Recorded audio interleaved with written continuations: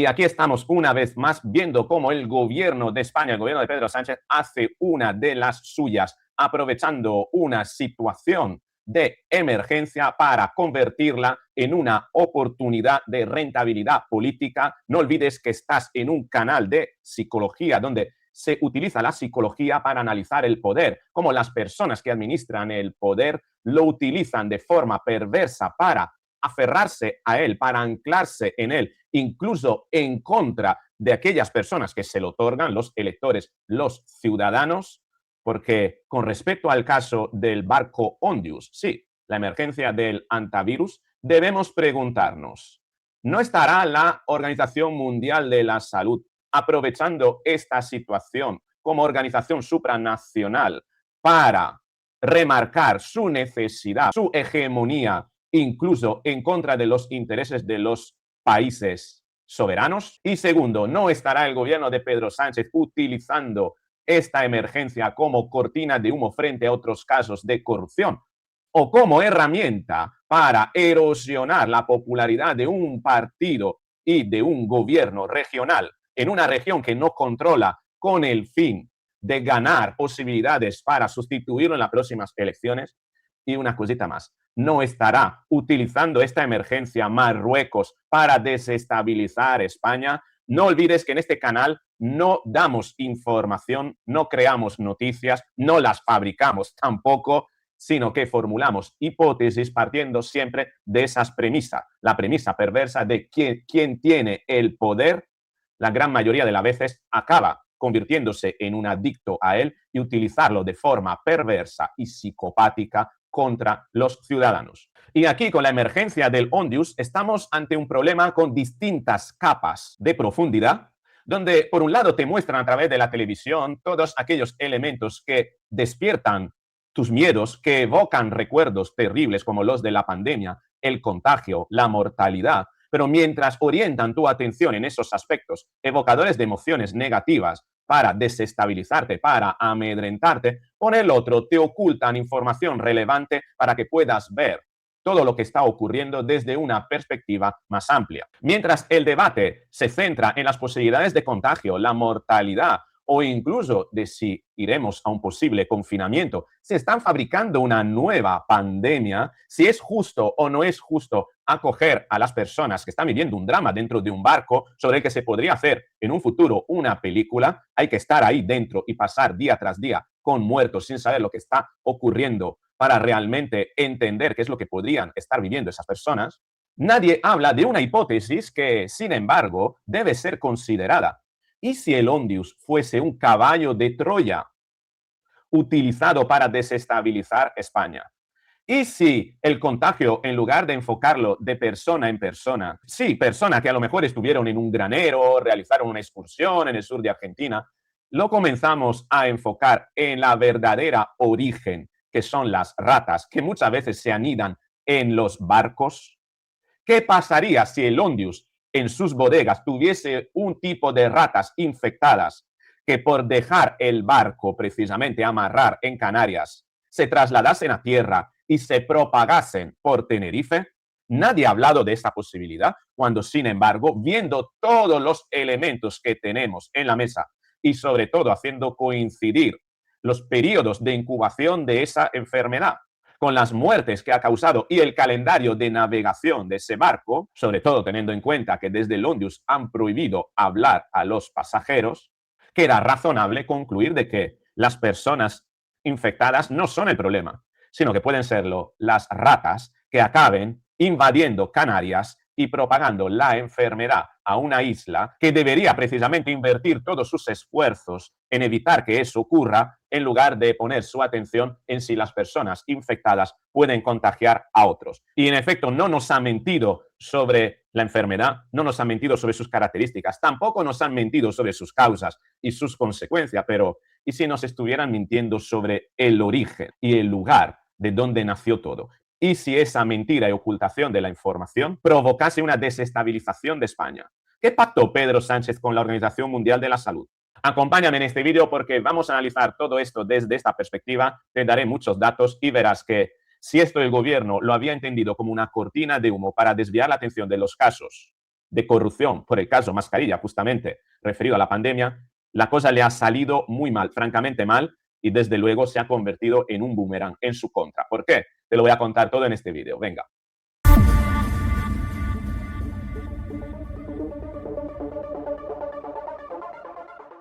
La verdad que el tema este del ontavirus, yo creo que debemos enfocarlo como un tema más que epidemiológico, un tema político y de psicopatología del poder, porque lo que estamos viendo aquí son todos unos patrones repetidos que vuelven a ponerse en marcha y que demuestran que no hemos aprendido nada los ciudadanos, no han aprendido nada los políticos, no han aprendido nada las instituciones, estamos expuestos a los mismos incompetentes y a los mismos peligros que lo estuvimos cuando comenzó la pandemia.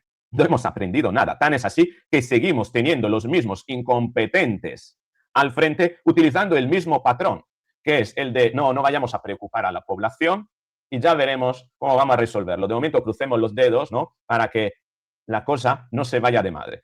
Crucemos los dedos, es decir, invoquemos la suerte más que la capacidad de gestionar aquello que depende de nuestra propia competencia, porque competencia no hay, más bien incompetencia. Nadie se explica cómo esta persona que perdió toda su credibilidad después de la pandemia vuelva a ser el portavoz y vuelva a dar información a los ciudadanos cuando es un cargo, una persona. El cargo no, sino como profesional está totalmente amortizado y no debería estar ahí, precisamente porque además muestra ser reincidente en su patrón de incompetencia. Fíjate. Nosotros creemos que España no va a tener, como mucho, más allá de algún caso diagnosticado. Esperemos que no haya transmisión local. Si la hay, será transmisión muy limitada y muy controlada.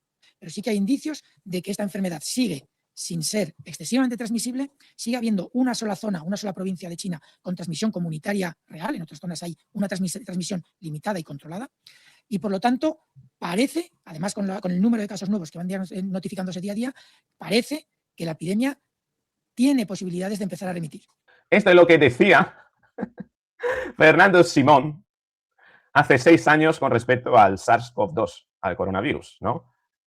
Y esto es lo que decía anteayer. No vaya a suponer un riesgo para España en absoluto. El antivirus se transmite de una manera muy concreta, por contacto con secreciones de roedores. La transmisión de persona a persona se conoce, puede pasar, pero no es muy frecuente y es difícil. Y por lo tanto, si el barco no tiene casos porque han sido evacuados o van a ser evacuados, no deberíamos de preocuparnos. Tenemos que ser razonables con los riesgos. No es un riesgo alto. Se van a poner, se haga lo que se haga, ya sea aquí o en otro sitio, todas las medidas necesarias para controlar los riesgos y habrá que dar salida al problema. Creo que obviamente hay algún riesgo menor, tenemos que estar muy atentos a implementar las medidas de control adecuadas, pero yo no creo que la población ahora mismo tenga que tener una preocupación muy alta. Si tuvieran que tenerla, se irá, pero ahora mismo desde luego no creo yo que esa situación se pueda dar. Pero es que la preocupación muy alta no la tenemos por la epidemia, la tenemos porque volvemos a escuchar a este tipo hablar, que nos evoca lo más terrible. Además, no sé si te suena, lo que dijo prácticamente fue un calco de lo que comentó hace 6 años. Terrible, ¿no? No sé si te recuerdan algo estas palabras, ¿no? Fernando Simón pide calma por el antivirus. A priori, las personas del barco no son de riesgo para nadie, ¿no? Bueno, Albert Castillón decía, es impresentable que este hombre aún siga en su cargo. Es un peligro público. Desde luego, al menos no tiene la credibilidad como para tener que hablar. Y al hablar, fíjate cómo ha evocado toda una serie de fantasmas del pasado que hacen que ya no es relevante lo que dice, no es creíble siquiera. Por eso ya no debería estar donde está, ¿no? Dice, pide no sacar de quicio la situación con el antivirus, no podemos tener cerradas 147 personas, ¿no? Víctor Sánchez de Real decía, no se puede encerrar a 147 personas, pero se pudo encerrar a 46 millones de personas. La comparativa, obviamente, son odiosa, pero el problema es que esta comparativa no se haría si las afirmaciones de anteayer la hubiese hecho otro profesional. El problema no es el virus, el problema es quién gestiona la emergencia, ¿no? El País también titulaba, en un principio se pensó que todos entraron en el mismo recinto cerrado, con heces de ratón y aspiraron el mismo aire contaminado, los que murieron y están infectados. Pero se baraja cada vez más el contagio entre humanos a partir de un primer infectado. Y yo me pregunto, ¿y por qué no el contagio múltiple por excremento de rata o por entrar en contacto con polvos que tenían precisamente restos biológicos de ratas infectadas dentro del barco? Sabemos que los barcos suelen tener ratas.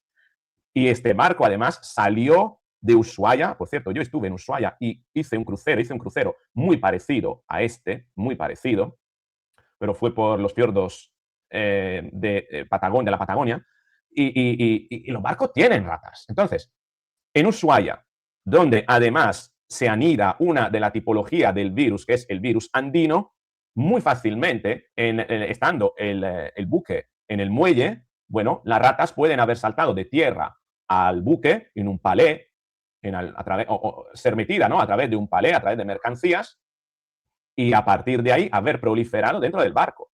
Nacho de Blas decía, el epidemiólogo, si el hantavirus es la variante Andes, habría transmisión persona a persona y habría que mantener las medidas. Es decir, sabemos, de hecho, fue confirmado después, confirman que el brote de hantavirus del crucero es de la cepa andina, la más transmisible entre humanos, ¿no?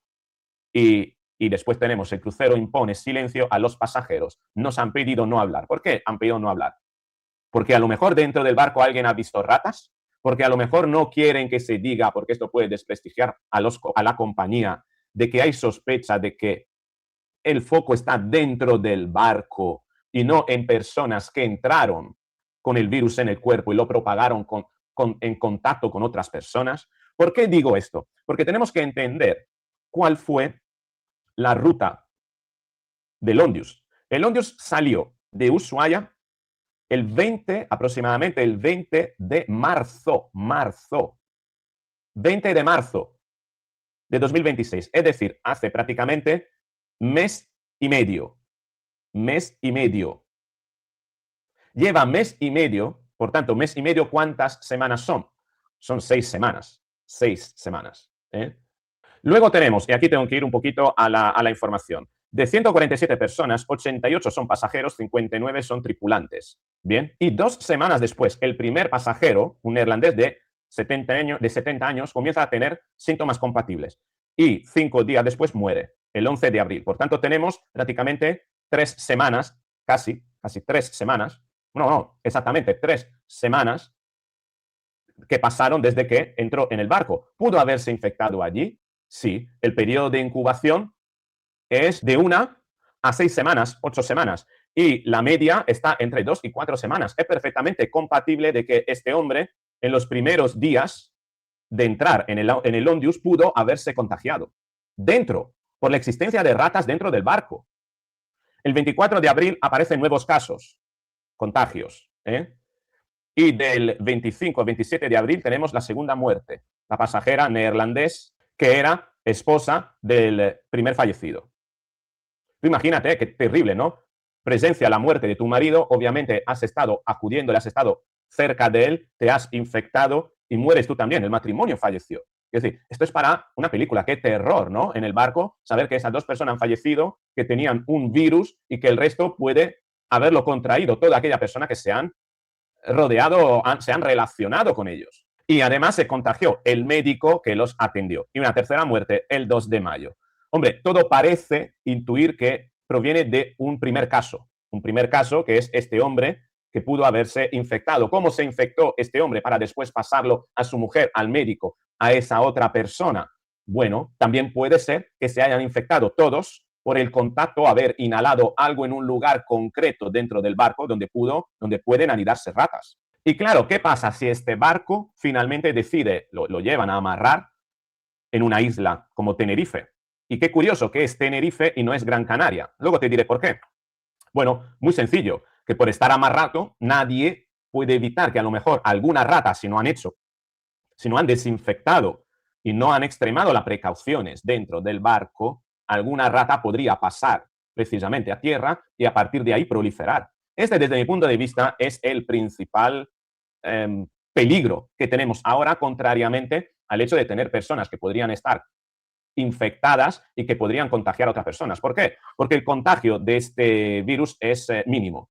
De hecho, se registran alrededor de 1.000 a 3.000 casos al año de contagio de esta cepa. Tiene una mortalidad de entre un 20 y un 30%, eso sí. Pero fíjate, ¿no? Es una mortalidad mayor respecto al coronavirus. El coronavirus estaba en menos de 1, el RO o el R0, que es el ratio de, digamos, de contagio, ¿bien?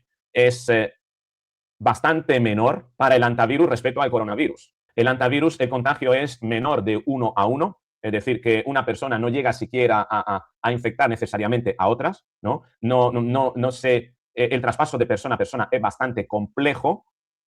No es como el coronavirus, que el contagio era de 1 a 2 personas, ¿no? Se multiplicaba. Pero sí es cierto que la mortalidad es mayor para el antivirus, un 30%, mientras para el coronavirus estamos por debajo del 1%, ¿no?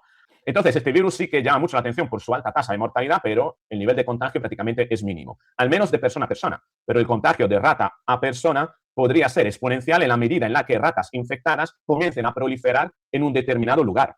Y Canarias es un lugar donde hay muchísimas ratas. No sé si tú has estado, pero yo he estado y he visto muchas. Entonces debemos preguntarnos, ¿es el barco Ondius un caballo de Troya? ¿Quieren fabricar una pandemia metiendo ratas en un barco para llevarlas a un lugar concreto, que es una isla, además una isla turística, donde prolifere el virus a través de las ratas?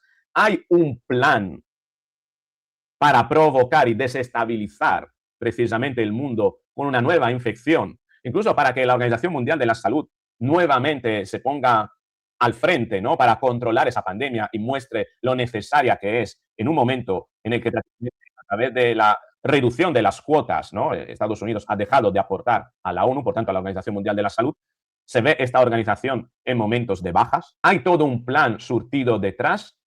Bueno, quizá la hipótesis es muy conspiradora, pero nunca podemos subestimar el nivel de psicopatía de determinadas personas que dirigen esas organizaciones. Pero la verdad que mientras hacía este vídeo surgía la noticia y la he tenido que meter con cuña en este trozo porque el Español acaba de titular esto: una visita a un vertedero y sin ratones en el barco. ¿Por qué el origen del brote de antivirus apunta al matrimonio holandés?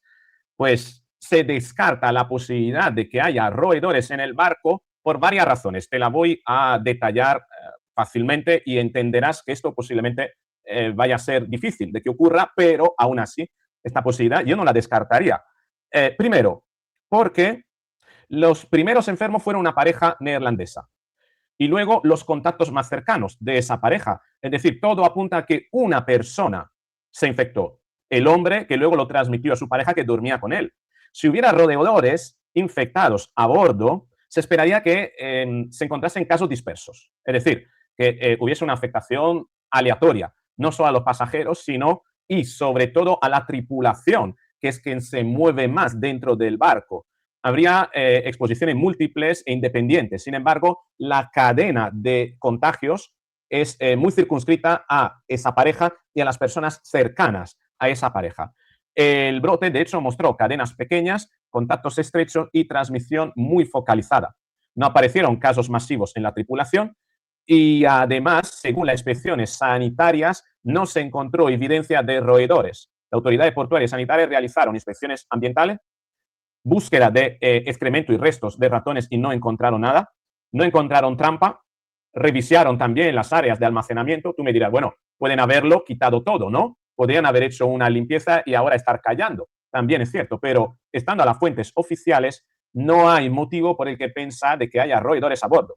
Aún así, en fin, la duda uno siempre la puede nutrir. Desde luego, yo no la voy a alimentar más. Lo que sí podemos decir es que el gobierno de España está utilizando esto para desestabilizar Canarias. ¿Qué pactó Pedro Sánchez con la Organización Mundial de la Salud para llevarse el barco a España? Sobre todo viendo que Marruecos lo rechazó. Porque si lo rechaza Marruecos, España lo acepta. Yo, sinceramente, creo que es bueno prestar ayuda. No podemos dejar abandonados a su suerte 140 seres humanos en un barco flotando ahí y esperando que todos se contagien, ¿no? Y además hay 14 españoles. Tú imagínate, si fueras español, si fuera una de las personas que estuvieran ahí, preferiría ser atendido en España o en Marruecos. Yo creo que desde ese punto de vista, creo que es una labor correcta, una decisión correcta la que ha tomado el gobierno.